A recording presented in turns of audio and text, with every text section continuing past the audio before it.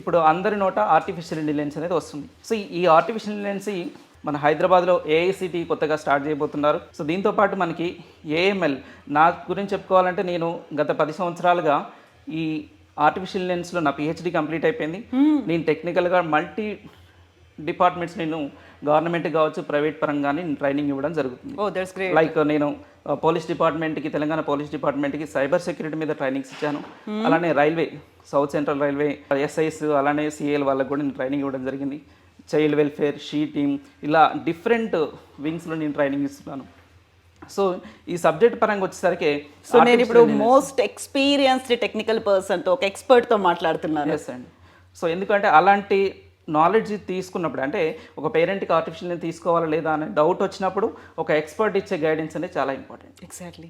So అంటే students suitable అవుతారా లేదా, సో ఏ గైడెన్స్ తీసుకుంటే బెటర్గా ఉంటుందనే విషయం మనం తెలుసుకోవాల్సి వస్తుంది.